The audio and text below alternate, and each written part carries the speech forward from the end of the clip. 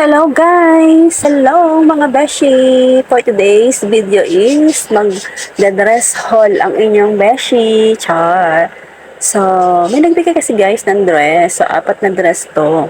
So, isusukat ko lang kung ano yung maganda at yung mas bagay sa akin na dress. So, sayang naman kung di natin isusuot, diba? So, tara, magsukat na. Ito yung dress number 1, guys. Medyo mainit lang yung tela niya at saka parang long sleeve style. Pero kaya rin na rin yan, lalo na pag tag-ulan, diba? So, yan yung kay dress number 1. Medyo maiksi lang. Tapos yung likod niya is may pa-ribbon. Ayan. Medyo talagang maiksi lang siya ng konti. Pero kaya rin na yan, diba? So, OTT, o diba? Maganda, type ko siya. Medyo makinang yung tela niya, shiny. So, ayan yung ating dress number 1. Oh, maganda. Bet nyo ba? So, ito naman yung dress number 2, guys. Ganda. Simple lang siya, pero parang ang social natin. Gusto ko yan, no? Yung yari ng pinaka-ano ng shoulder niya. Ang ganda. Malakas maka-formal ba? Pero hindi. Semi-formal. Tapos printed siya. Ayan. Pati sa likod printed. Ay, ang ganda. Bet ko to, guys. Actually, tsaka nakakaputi yung tela niya. Saka cotton yung tela niya, hindi mainit, guys. O, diba? Malakas din itong makasexy. Charot! So, feeling model ang inyong beshi. Aura-aura lang pag may time. So, ganda. Ito yung dress number 2. I love it. O, diba? Ganda. Medyo social ang dating. Semi, parang ganun. O, diba? So, parang ayaw na hubarin. So, ito na yung dress number 3. Ano siya? Sleeveless. Sleeveless ba tawag? Yan. Walang ano siya.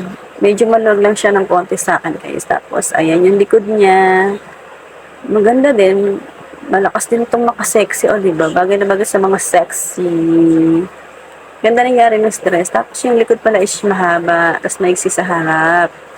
So, lalagyan na lang ng chaleco or blazer para matakpan yung ating braso na medyo malalaki. Ayan na. Ganda din, di ba? Medyo mixy din yung harap niya. So, kaya rin na din yan. Kaya na yan. O, di ba ganda? So, ayan yung ating dress number 3. So, last but not the least, ito yung dress number 4. Yung tela niya is knitted, guys. Medyo maiksi din siya. Actually, meron akong ganitong dress. Iba lang yung kulay. Yun ay mas fitted sa akin. Actually, ayoko na kasi ng mga fitted na dress. Medyo nagbago na yung mood ko sa pagdadress. Gusto ko na yung medyo maluwag ng konti. Alam niyo ba dati puro fitted ang mga dress ko? Wala akong dress na mahaba. Puro fitted tsaka puro above the knee. Ngayon, nabago na yung tees ko. Ewan ko ba kung bakit. Ayoko na ng fitted. Gusto ko na yung medyo maluwag. So, ayun yung mga dress, guys. Pinakabet ko talaga yung dress number 2. So, kung pipiliin ako, gusto ko yung dress number 2. Ayan.